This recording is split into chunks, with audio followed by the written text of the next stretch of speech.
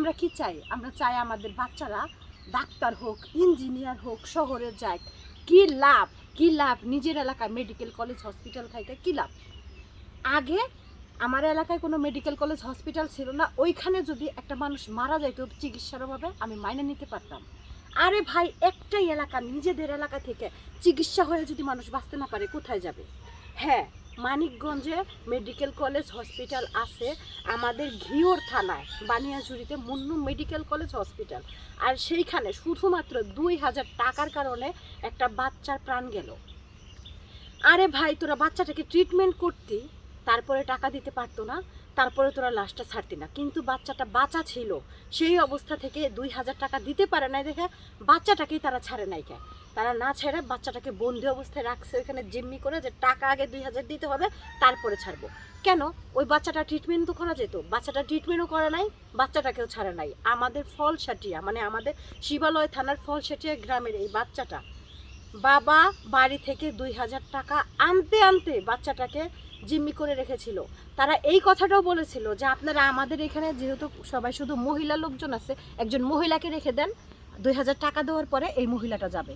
কিন্তু তারা তাও মানে নাই, রুগী ছাড়ে নাই, আগে টাকা দেবে জমা, তারপরে রুগী ছাড়বে। বাচ্চাটা বাবা যখন বাড়ি থেকে টাকা নিয়ে আসছে, আয়সা দেখে যে মারা গেছে। আর বাচ্চাটা মারা যাওয়ার পরে 11টার দিকে বাচ্চাটাকে বলছে এখন নিয়ে যান। তো মরে গেছে, ওই বাচ্চাটাকে নিয়ে যে কী হবে?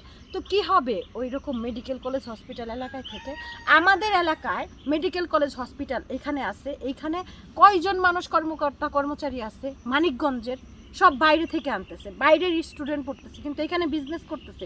আর মানিকগঞ্জের মানুষ, ঘিওরের মানুষ ভালো চিকিৎসা পাচ্ছে না।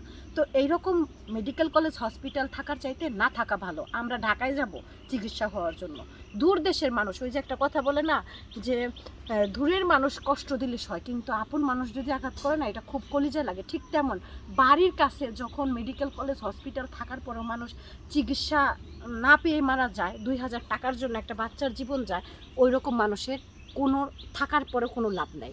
আর এখন মুন্নুর কিছু উপরদস্ত কর্মকর্তা বলতেছে কি পরিচালকরা, যে তাকে একজনকে করে দেয়া হয়েছে, একজনকে সরাসরি ওই যে কি জানি বলে চাকরি থেকে বহিষ্কার করা হয়েছে, দরকার হলে এদের সাথে যারা জড়িত আছে আরও বহিষ্কার করব। আরে ভাই, বহিষ্কার করে কি হইব? তারা অন্য জায়গায় চাকরি করব, তাদের কি জেল ফাঁসি হইতেছে? কিন্তু যেই মা সন্তানটা হারাইলো তার কি হবে? সে তো পাবে না। এর জন্য আমি বলবো কি জানেন, যে ওই যে ডাক্তার বানায়, ইঞ্জিনিয়ার বানায়, এটা বানায় সেটা বানায়, এগুলো না বানায় নিজের সন্তানকে আগে মানুষ বানান। মানুষ বানালে মানুষের পাশে দাঁড়াবে, মনুষ্যত্ব থাকবে, আর এভাবে কোনো মায়ের কোল খালি হবে না। আচ্ছা, ভালো থাকেন সবাই, আল্লাহ হাফেজ।